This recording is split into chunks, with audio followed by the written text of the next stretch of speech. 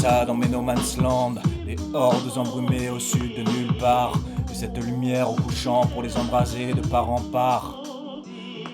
Quand tout ne sera que fumée et brouillard et que l'air sera payant, il n'y aura dès lors plus qu'un amour à bout de souffle, plus de toucher, plus d'étreinte, ni même de baiser. Nos relations seront en somme à l'exact point immobile de nos tablettes et autres smartphones, appelant notre vide existentiel à ne surtout pas flotter au-dessus de l'horizon. Autruche cybernétique, où ta pensée se fait sulfater par le marketing. On regardera les protestations briller sur son carré de graphène, mais on ne sentira même plus le changement de saison varié dans une cacophonie apocalyptique semestrielle.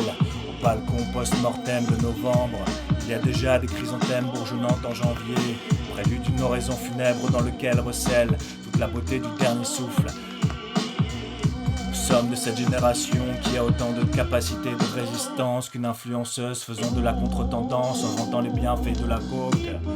Nous avons l'armure des beaux discours pour camoufler notre lâcheté le jour du vent divin, sorte de prière incantatoire fantasmant la révolution des peuples contre les mathématiques. Nous croyons encore au pavé de 68, alors que les révolutions sont cybernétiques et font péter bien plus d'usines. Le cul posé sur sa chaise, nous sommes cette génération qui se fait niquer par ce paradigme romantique.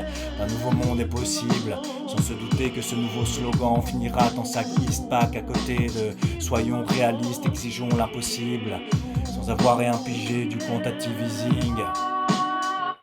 Nous sommes de cette génération qui a fait de la fuite un art de l'entertainment pour ne pas voir le désir mimétique dans lequel on est parqué, gambadant dans ce matérialisme pavlovien, oubliant que le pessimisme a été inventé par les optimistes pour mieux se rassurer face au réalisme.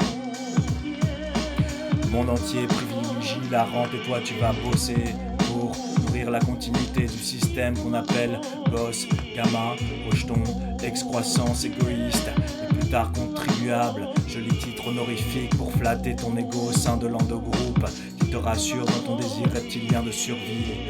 Nous sommes de cette génération gueule de bois qui a encore les dents du fond baignantes dans des rêves de grands soirs, maintes fois avortés par la peur de la mort et de la pauvreté, pauvre liberté. Rongée déjà morte dans les couloirs transhumanistes, accrochée en trophée dans un cadre jauni.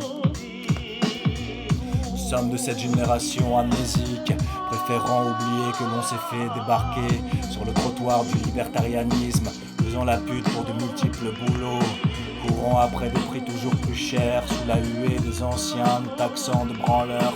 Une génération qui construit, une génération qui profite, puis une génération qui décline ainsi va la loi de dos.